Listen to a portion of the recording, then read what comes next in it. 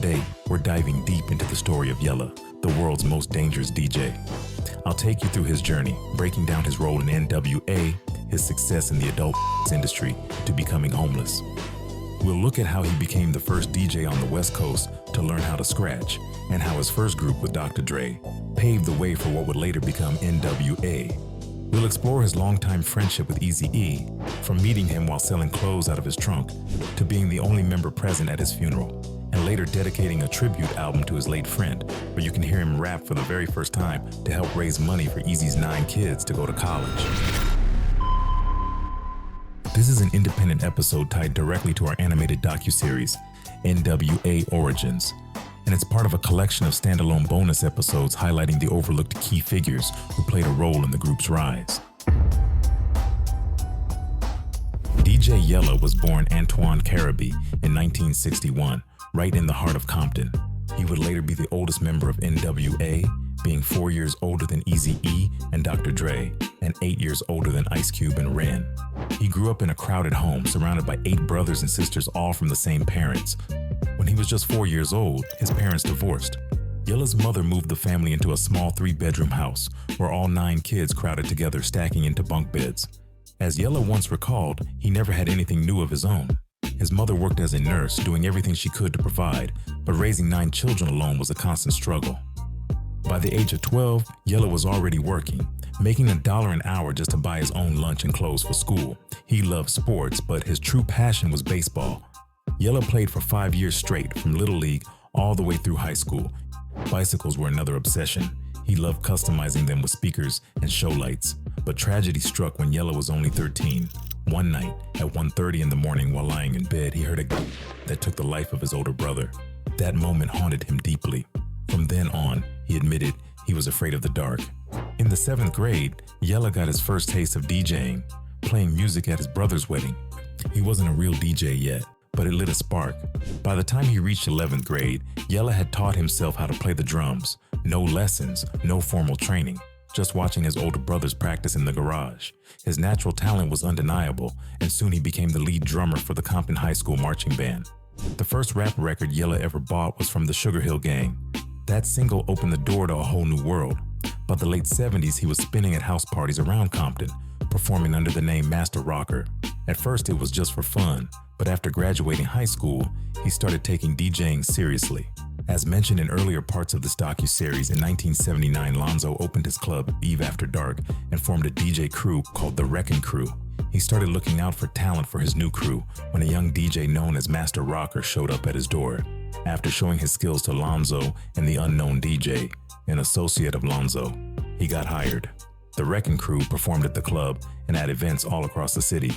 Around that time, he dropped the name Master Rocker and became DJ Yella. One night while listening to Tom Tom Club's Mr. Yellow, a record that opens with a loud Yella, the unknown DJ immediately joked, "That's your name now." It was a playful nod to Yella's light skin, and the nickname stuck. Yella remembers a funny story from those early days with the world-class Wreckin crew. At the time, DJ crews were rivals, competing for the spotlight. Uncle Jam's Army was their biggest competition. To promote parties, crews would plaster posters all over the city. One afternoon, Yella spent hours tearing down Uncle Jam's Army flyers and replacing them with Wreckin crew posters. Soon, Yella was building a reputation as the club's main DJ. When Curtis Blow performed at Eve After Dark, he brought along his DJ, Davey DMX, a true pioneer of scratching. This was late '81, and on the West Coast, the technique was almost unknown. The moment Davey touched the decks, the crowd was mesmerized, and so was Yella, who got his very first lesson in scratching that night. As covered in part 1 of the N.W.A doc series, a 16-year-old Dr. Dre was also in the crowd, snuck in by his uncle who worked the door. Witnessing scratching for the first time left him completely awestruck. Dre couldn't wait to try it himself on his homemade setup. After that night, DJ Yella became one of the first DJs on the West Coast to scratch live behind the turntables, something nobody out there was doing at the time. His reputation grew quickly, and with that fame came attention from the ladies. Yella himself admitted he was a player. On some nights, he'd leave the club with more than just his crates of vinyl. Around a year later, in late '82, a 17-year-old Dr. Dre, who had made it a habit to hit up Eve After Dark on weekends, saw his chance. One of Lonzo's DJs didn't show up, and Dre wasn't about to let the moment slip. In a bold move, he stepped up to the turntables and challenged DJ Yella to a battle. Lonzo, impressed by Dre's confidence, gave him the decks. Dre mounted the stage like he'd always dreamed, and his mix left the entire club stunned. The crowd loved it, and Lonzo immediately offered him a spot in the Wreckin crew. Yella took Dre under his wing, passing on his own techniques, including the scratching skills he had just learned from Davey DMX. Around '83, after bringing Run DMC to perform at Eve After Dark, Lonzo decided to transition the crew into a recording group and launched his own label, Crew Cut Records, to release their first tracks. Lonzo then started looking for an MC to join the group, organizing a series of contests with a $100 prize for the winner. And that's when Clientele, the focus of our last episode, joined the Wreckin crew, which by then had been renamed the World Class Wreckin crew. The lineup now included Lonzo, DJ Yella, Dr. Dre, and Clientele, in association with the Unknown DJ.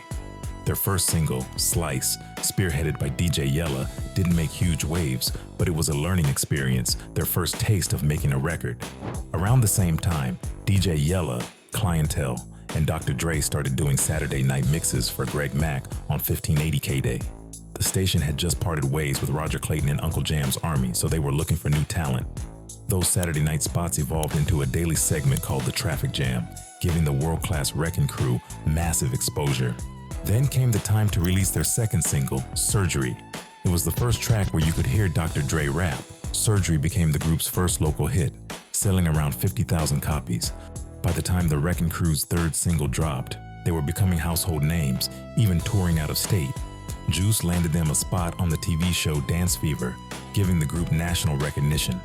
In 1985, they finally released their debut album World Class, which performed well and helped them land a deal with CBS. But in 1986, the Wreckin crew released their second album, Wrapped in Romance, but it didn't perform well. Dre had enough of the electro dance sound. Both he and Yella were frustrated with making little money. Their vision for the future was starting to clash with Lonzo's. Slowly but surely, Dre and Arabian Prince began taking Eazy-E's offer more seriously, while DJ Yella started to work as a valet to get by. Back in the third part of the N.W.A docuseries, and in the episode about Crazy D, the forgotten Mexican member of N.W.A, I went over the formation of the group, their first releases, and explained that the original Ruthless family included Eazy-E, Dre, Arabian Prince, Ice Cube, Crazy D, and Rendezvous. But to sum it up quickly, in 1986, Eazy recorded his first solo track, Boys in the Hood, along with 2 singles with his childhood friend, Fat Girl and LA is the Place, released as B-sides to Boys in the Hood. By the summer of 1987, N.W.A officially dropped their first EP, featuring Panic Zone, Dope Man, and 8 Ball. That release marked the true beginning of the group's rise. At that time, MC Ren was originally signed as a solo act.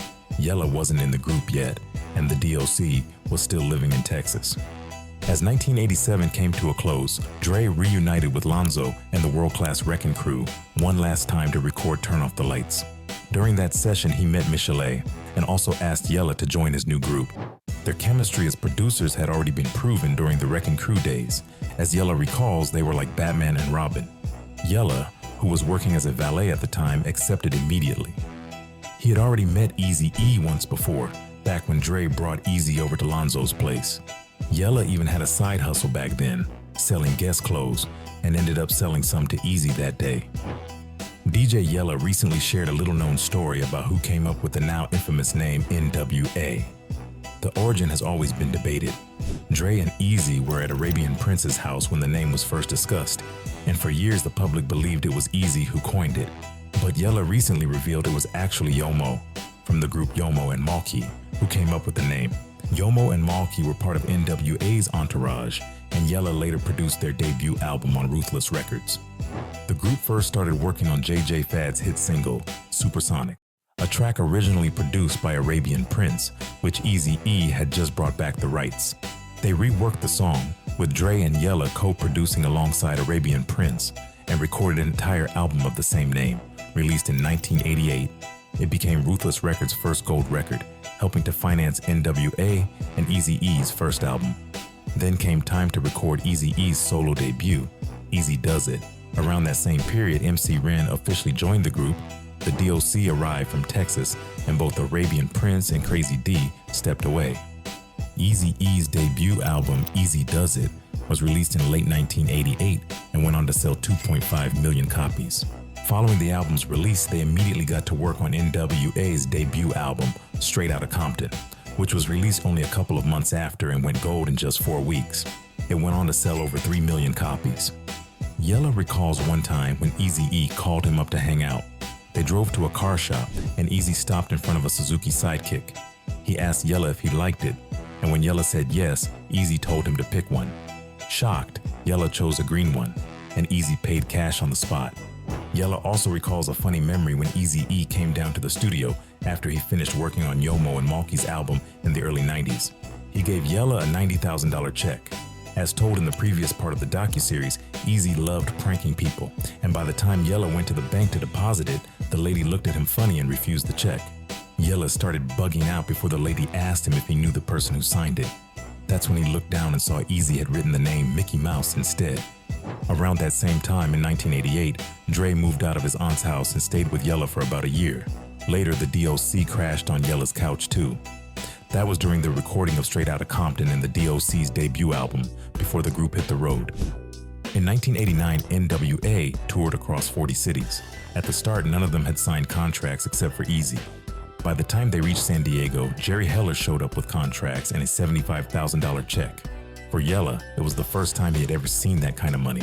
Without hesitation, he signed the 120-page deal. Everyone else signed too, except Ice Cube. He stayed until the end of the tour, and on the very last night, he made his decision to leave. That night was the last time Yella saw Ice Cube before many long years. Their first project without Cube was the 100 Miles and Runnin' EP, released in 1990. A year later, they recorded their final album as a group, N.W.A Life.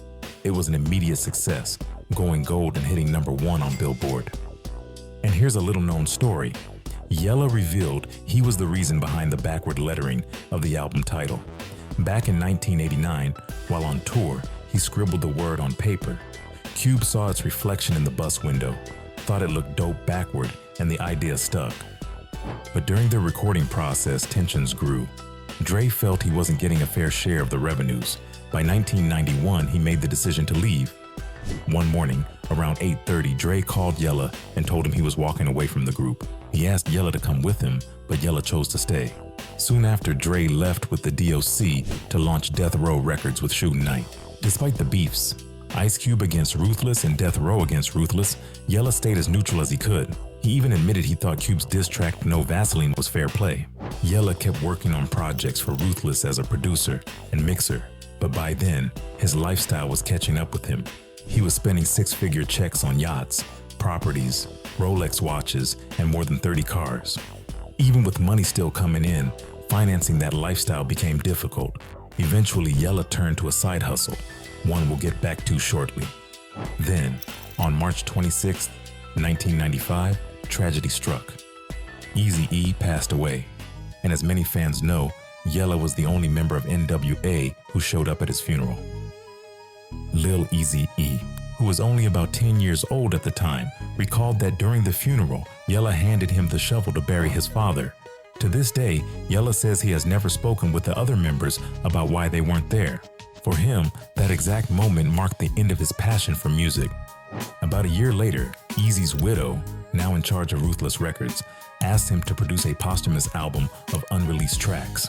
Yella produced most of them, shaping Eazy's final record, Straight Off the Streets of Motherfucking Compton. Around that same time, he began working on his own debut album. Approached by Street Life Records, he released One More Go, exactly 1 year after Eazy's death, on March 26, 1996. The album was a tribute to his late friend and is the only project where Yella rapped, with features from Cocaine, Michelet, BG Knockout, Dresta, and others. He produced the entire project himself with one main goal in mind, to help raise money for the college education of Eazy-E's 9 children. After that release, Yella walked away from music completely. As he explained later, losing Eazy meant losing his drive. The passion was gone. By the mid-90s, Yella launched his own production company, not for music, but for adult films. Over time, he produced more than 350 movies, directing and editing them himself. His DVDs sold almost as well as N.W.A's tapes, moving hundreds of thousands of copies. By 2010, the internet had taken over, and the industry shifted. Yella didn't adapt, went bankrupt, and eventually became homeless, sleeping on his sister's couch for over 3 years and relying on food stamps. During that low point, his story reached Dr. Dre, a friend he hadn't spoken to in years. Yella had once mailed him a box of his DVDs with his number inside. At first, the box sat unopened for months. When Dre finally opened it, he called him back and invited him to the studio. But when Yella said he'd need to borrow a car, Dre realized how bad things had gotten. Without hesitation, Dre gave him money for a brand new car. For those living in Los Angeles, you know why having a car is an absolute necessity. Yella was grateful, and he never asked for more. His situation also reached Ice Cube, whom he hadn't seen in over a decade. Cube gave Yella money to buy turntables and DJ equipment, motivating him to restart his career. That support helped Yella get back on his feet. By 2013, he had taken his life into his own hands again, DJing across the world. He often performed alongside Eazy-E's sons, paying tribute to N.W.A, even sharing the stage with an Eazy-E hologram. In 2015, the release of the Straight Outta Compton movie put Yella back in the spotlight once again. He has become a man of God, a husband, and a father. If there's one thing to take from Yella's story, is that he truly embodies the phrase, "leave off your passion." Alright fam, that wraps up today's episode. Thanks so much for tuning in. And if you enjoyed it, don't forget to like the video and subscribe. If you'd like to learn more about his story, I recommend checking out his autobiography, available on Amazon. And for short animated stories and the latest old school hip hop news, make sure to follow us on Instagram. Just like your favorite rappers already did. If you don't know, we're pretty active on here and are publishing short animated interview clips in collaboration with major hip hop outlets in the game. For those who want to show a little support, as these documentaries take a ton of time, research, and effort to put together, YouTube thanks and memberships are now available. Big love to everyone who stuck around till now. Peace out and see you real soon.